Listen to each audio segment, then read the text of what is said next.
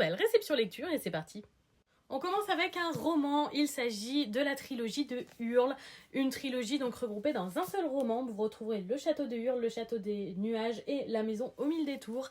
C'est le roman qui a inspiré le château ambulant, le film Ghibli. Et donc voilà, c'est édité chez Ignis dans une édition absolument fantastique. C'est très très très très beau.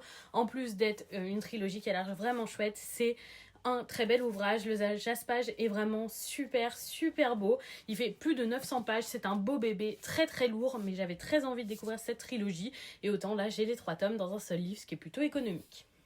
On passe chez KBL avec le premier volume de Radio Storm, un nouveau boys love dans un univers qui se voudra un petit peu apocalyptique. Je suis curieuse de découvrir.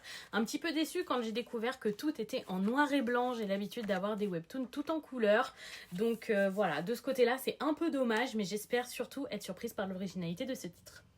On continue chez KBL avec Stay Popular, donc également le premier tome. Ici, on est sur une histoire beaucoup plus classique de personnes à l'université avec une relation de type Grumpy Sunshine. Écoutez, pareil, j'espère de l'originalité parce que j'en ai un petit peu marre de lire toujours les mêmes romances. Chez K-Book, j'ai reçu le premier volume de Take Me, I'm Yours, donc encore un webtoon, cette fois-ci avec un couple d'une personne plutôt normale et d'une personne qui est une espèce de fantôme. À voir, ça a l'air de changer un petit peu, je suis assez curieuse. On finit chez K-Books avec l'autre mois du miroir. Il s'agit d'un one-shot, un titre plutôt assez tragique, prenant, qui a l'air très chouette.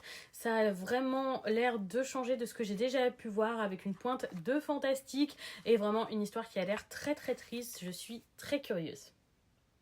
On passe chez Delcourt avec le one-shot pour Little Mina qui a l'air vraiment hyper cool avec l'effet fantôme comme ça sur la couverture, je sais pas si vous verrez bien, et un jaspage tout noir comme ceci. J'avais très hâte de découvrir ce titre qui se passe dans une ancienne Angleterre avec une petite fille qui devient un fantôme, ça a l'air hyper prometteur. On passe chez Kurokawa avec les 2 premiers volumes de Harcèlement scolaire, un titre qui va parler de harcèlement scolaire mais surtout de comment s'en sortir. Apparemment un titre qui est conseillé pour les plus jeunes et pour sortir du harcèlement avec les conseils d'un détective. Je suis hyper curieuse, c'est le genre de titres qui sont très efficaces avec moi.